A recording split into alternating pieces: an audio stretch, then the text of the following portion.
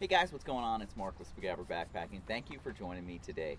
I'm out here in the backyard to show you a new product. This is the Toaks Siphon, which isn't a new stove. It's been out for a little while, but what is new is their new pot stand slash windscreen that goes along with it. And I showed on my last trip video, the 550 sits on there very nicely. So if you have anything bigger than a 550, it's going to fit really well. If you have a 450 or anything smaller, it's not going to work. So 550 is about the minimum that you want to use with this. So I want to get a test done with this thing. So I'm going to go ahead, take this inside, get it all set up, and run through a more scientific test with a thermometer and a timer going to show you just how long it takes to boil 2 cups of water using this, and then how long it will burn for on 1 ounce of fuel. But while we're out here, I'm gonna go ahead and get this thing set up and get a little bit of coffee going. And while I'm doing that, let's go ahead and take a look at the test. So let's go.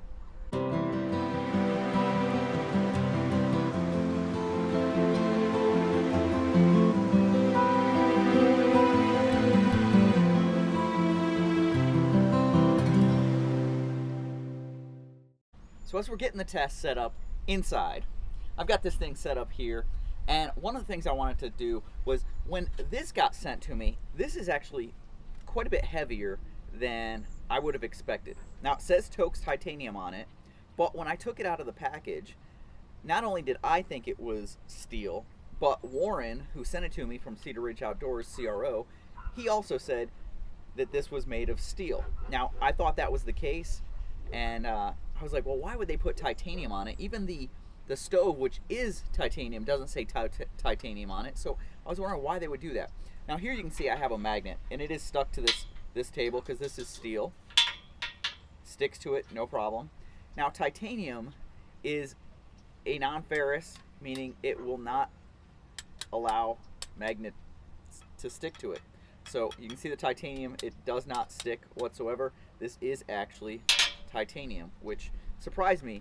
It's got to be a much thicker gauge titanium than what they're using in the stove or their pots, and it does have a more silvery shine, so it looks stainless, but once you've used it, you can see the discoloration, which you get on a lot of the titanium gear. Kind of a cool coloration. Anyway, I'm gonna go ahead and light this and get some coffee going out here. Go. What's nice about this pot stand is the pot stand does serve also as a windscreen. So the old one that they had was just a set of crossbars that sat on top of the siphon, but then you also had to have a windscreen. So you really needed 2 pieces to get it going. This one kind of acts as both pieces in one. So you've got it as a pot stand and a windscreen, so it kind of serves double duty, and it gets the pot the right height above the siphon for the optimal burn. So I'm going to get this coffee going. Let's check in on that test.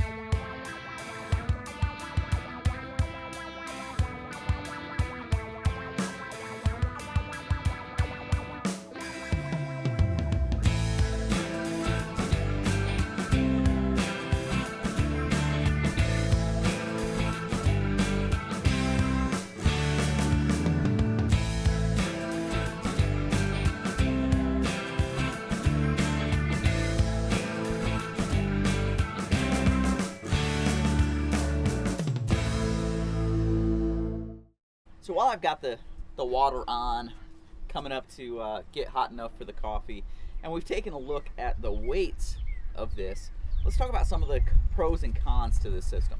So it is definitely heavier than what I normally use. So if you were to use my titanium windscreen, the really thin gauge, almost like aluminum foil, and my Spiguyver stove, that setup is a whole lot lighter than this one. But there are some advantages to this one, in that this one's definitely going to stand up to the abuse a whole lot more. If you take the pot off of the Spiguyver stove and let it still burn, so if you come to a boil, you take it off and there's still fuel left in the Spiguyver stove, it actually begins to deteriorate the metal of that inner sleeve. And so that's a disadvantage of that stove, where this one is very it's a higher quality. You know, it's more robust. It's going to stand up to it a little bit better, and the pot stand is definitely something that is pretty secure and pretty substantial, and will stand up to some abuse. And then it does fold down completely flat, so it fits inside of the pot really nicely. All in all, I think it's a good system. I think it's for someone that wants a standalone, robust alcohol system. I think that this one works pretty well. It is a little bit heavier than some of the other systems that are out there. You know, you can get some really nice systems that you can get the weight down on pretty well depending on how you set them up. This one, because the burners are on the inside of the stove itself, you have to have a pot stand. So this isn't one that you could use a thinner gauge windscreen and then just set the pot on the stove. It doesn't work that way with this one. So that's another slight disadvantage there. But all in all, it's a pretty good system that I will continue to use.